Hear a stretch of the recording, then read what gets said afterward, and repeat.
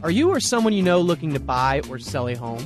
When you use a HomeGain Realtor to buy or sell a home, you can get $150. Visit HomeGain.com and click on the Promo 150 banner at the top of the page to get started. Compare HomeGain Realtors and choose your favorite. Complete your home purchase or sale transaction with a HomeGain Realtor, and HomeGain will pay you $150. Get started today by going to HomeGain.com. Welcome back, everyone, to Real Estate 360 Live. I'm your host, Ryan Sloper, joined by my guest, Louis Cammarosano, the general manager of HomeGain. Reminder that Real Estate 360 is designed to build the Washington, D.C. Metro's housing and credit markets one house at a time. If you ever have any questions, concerns, real estate needs, the best number to reach out to us is 877-245-2030. That's 877-245-2030, and that's an off-air number. So call, leave a message, and I'll get back to you by end of the business today. Or you can reach out via the web at realestate360live.com. That's realestate360live.com. So it looks like Fannie and Freddie have decided to institute another program for military families. Now, what this kind of amounts to is that for military families that are basically given a change in orders, where it's going to require quick moves, that obviously would create a hardship for military homeowners who are underwater on their mortgages and they can't sell their house because obviously they don't have any equity in there. They're going to now be eligible to sell their homes in a short sale, even if they are current on their mortgage. Obviously, the only other option would be for them to rent the property out if they're obviously getting, stationed somewhere else. But the Edward J. DeMarco, the acting director of the Federal Housing Finance Agency, explained that it is in everyone's interest for the men and women serving in our armed forces to focus on the important job they are doing defending our country rather than worry about the maintenance and leasing of a property in another jurisdiction. So, now, I know I'm probably going to get 1,000 questions about, how do I know if this applies to me? It's only going to be, for the most part, if your loan is owned by Fannie Mae or Freddie Mac. So it's not just as simple as, you just being in the military. There's also going to be another component where, because obviously Fannie Mae and Freddie Mac is under control by the U.S. government. So they're the ones that are instituting this program. So it's not going to be for every single person that just because you're in the military and you're getting, stationed somewhere else, you have orders to go, that you're going to qualify for this. However, like I said, I feel like it's my job to make sure that everybody knows of these programs that come out and if they can help you.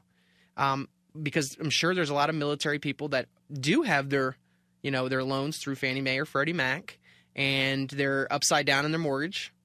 Because there's about 33%, this is a national average, 33% of people across the country are upside down, meaning they owe more on their home than their house is worth.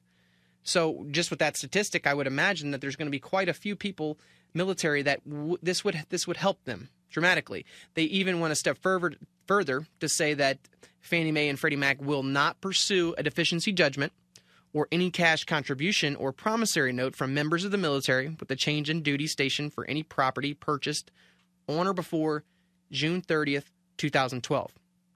So anything prior to June 30, 2012, if your loan is owned by Fannie Mae, Freddie Mac, you're pretty much good to short sale that home without, any sort of consequences from doing so. So, Louis, this is just like I said, this may not help, millions of people, but I think for the people that it does help, it's a good situation for them. I don't know. I don't know. I know that in the Northern Virginia, D.C. metro area, we do have a lot of people, military especially, that are moving in and out of the area. So I think for them, it's definitely going to help. For certain other states, probably it's not as transit for military relocations, probably not as big of a deal. And next, I wanted to move into, there's been a lot of rumblings that there was the HARP 2.0 program, which was the Home Affordable Refinance Program, which was a government-backed refinance program that was initially launched in 2009, and it was initially meant to stimulate the economy. Then just recently, the beginning of this year, they came out with, which actually just got instituted, HARP 2.0. I believe it was in April that took place. Well, now there's been rumblings that, HARP 2.0 is really not that great and that HARP 3.0 is needed. I find it very interesting because what the difference is on HARP 3.0 is that they're trying to go after the people that obviously don't have Fannie Mae and Freddie Mac owned mortgages, which as of right now is the only thing that HARP 2.0 can help. The retooled HARP 2.0 was specifically designed to remove the refinancing hurdles, which would basically be people are upside down. So the requirements were to use the HARP, you must have less than 20% equity in your home. You must have paid your loan on time for the last 6 months. Your loan must have been securitized prior to June 1, 2009. And the fourth requirement was that your mortgage was backed by either Fannie Mae or Freddie Mac. But there was an unlimited, basically, loan to value that you could go to. So your house could be, worth $100,000, but you owe $200, and they didn't care. Basically, they would waive proof of income requirements, proof of asset requirements, the minimum credit score requirements, and a host of other requirements that were out there. But I think what we're finding is that, it is maybe, I think the initial HARP 1.0 helped 1 million people. And in HARP 2.0, while it's going on right now, we don't really know how effective it's going to be as far as in terms of the long haul. But the people that were taking out loans in the midst of the big old real estate bubble that took place. So in 2005, for example, Alta A mortgages, which are basically, alternative financing, which was called Alta A mortgages back then, accounted for 27.5% of the mortgage originations in 2005. So, these are the customers and consumers, I believe, that the government is trying to find a way to help them. My thing is, where I think that they're going to hit the wall, is that, okay, great. If they're not owned by Fannie or Freddie, how are you going to force this down the throats of all the big banks without the government backstopping the losses? I just don't see it happening. I mean, I don't really see an instance where, the banks will just take a loss and just do something because it's right to do for the consumer. So, I don't really think that, even though it's gaining a lot of legs and, this program was initially rumored and introduced in the President's State of the Union address, I think it's going to be kind of difficult for this to happen. And I've been saying, for numerous months that this type of program was actually needed. It couldn't just help the Fannie Mae or Freddie Mac people. It needed to help all the subprime and the Alta A people that are still making their payments.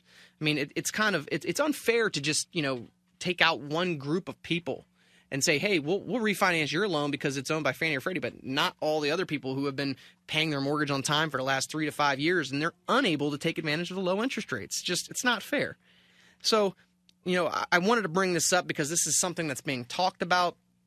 Will it actually come to fruition? Probably not, just because I just don't see I really just don't see a way for them to do this, especially when they're having to go back and deal with the Bank of America, Wells Fargo, and again let them take the losses on these loans. I mean, if somebody's at 5.5%, all of a sudden they have to do a new loan at 3.5% or 4%. It's not good for them. They're losing a ton of money, and if the government's not going to be willing to subsidize or backstop those losses, it's going to be very difficult, at least for me, from my vantage point, for them to follow through with this. It would be great if it did actually come about, but not getting my hopes up there. I wanted to wrap up the show with a couple of questions from listeners that have either emailed in or called the off-air number at 877-245-2030. One is it's from Samantha and Derek, and it says, where do you think mortgage rates will go? Obviously, I kind of talked about this earlier. I feel like the interest rates are probably going to stay in a narrow trading range. Obviously, we have the holiday week this week, so there probably won't be as much up and down. I feel like it's probably safe, to say that they're going to stay probably within an eighth of where they're at now, going up or down. But I don't think there's going to be any big swings one way or the other. So I feel like you're probably safe to say that they're going to keep in the the sub 4% interest rate range for the 30-year fixed, obviously depending upon your credit qualifications. Next one is from Jenny and Alan. What are the easiest ways to increase my credit score? I'm actually glad that you asked this question because, believe it or not, a lot of people think that the easiest way to help their credit score is to pay a credit card off and close it. That's actually the worst thing that you can possibly do. Okay, because when you pay something off, yeah, it's helping your balance. Now it goes down to zero. But when you actually paid it off and then you closed it, it stopped rating that account right then and there. So you had a positive account that was revolving for, 30, 40, 50, 60 months. And all of a sudden, you pay it off, so it's got a zero balance. So that's good because now your proportion of balances to high credit limits is very good. It's, you want to try to keep that at about 33% of what your high credit limit is, because that accounts for 30% of your credit score. But the closing of the account, then you just ruined everything that you just did good by paying that balance down. So the best advice that I can give you there is to actually, don't close it, but you can, pay it down, or even leave maybe a $5 balance on there or something like that. So your proportion of balances to high credit limits is excellent. But do not, please take my word on this, don't take and pay your card off and close it at the same time. If, like I said, if it's not that, if just take and pay all your credit cards that you have out there, try to pay those down to 30 to 33% of whatever your high credit limit is. That will give you a significant bump in credit score. And what that really means at the end of the day is that they'll be able to potentially get a loan, get a better interest rate, maybe a quarter to a half better if they're now in a 700 credit score versus down at 670, 680. So I hope that helped you guys. Coming up on the end of the show, Lewis, I want to thank you for coming on.